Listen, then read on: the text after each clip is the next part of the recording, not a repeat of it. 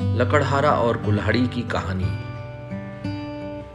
एक समय की बात है, एक गांव में एक लकड़हारा रहता था जो कि जंगल में लकड़ियों को काटकर उन्हें बाजार में बेचकर पैसे कमाता था। जो भी पैसे उसे लकड़ी बेचकर मिलते थे वह उसी से अपना और अपने परिवार का पालन पोषण करता था।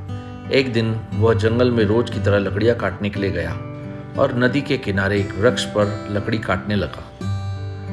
अचानक उसके हाथ से कुल्हाड़ी छूटकर नदी में गिर गई।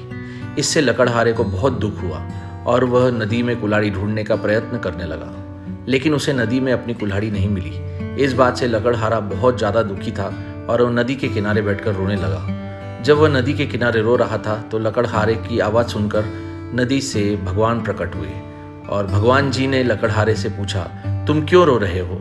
इस पर लकड़हारे ने शुरू से अंत तक की पूरी कहानी भगवान को सुनाई।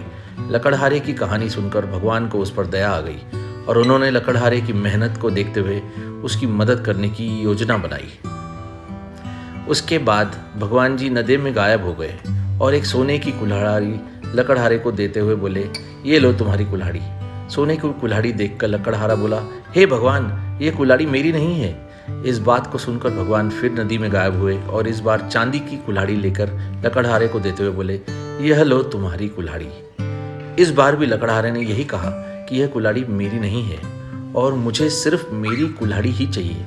भगवान ने फिर से नदी में गायब होकर एक लोहे की कुल्हाड़ी निकाली और लकड़हारे को देते हुए कहा, ये ले लो तुम्हारी कुल्हाड़ी। इस बार लकड़हारे के चेहरे पे मुस्कान थी क्योंकि वह कुल्हाड़ी लकड़हारे की ही थी। उसने कहा, ये मेरी कुल्हाड़ी है। भगवान ने लकड़हारे की ईमानदारी से खुश होकर उसे सोने और चांदी की दोनों कुल्हाड़ियां भी उसी लकड़हारे को दे दी। इससे लकड़हारा खुशी खुशी घर चला गया। Moral of the story. तो दोस्तों, इस लकड़हारे की इस कहानी से हमें यह सीख मिलती है कि हमें हमेशा अपनी ईमानदारी पर ही रहना चाहिए, क्योंकि जीवन में ईमानदार व्यक्ति को कोई भी नहीं हरा सकता है। धन्यवाद दोस्तों।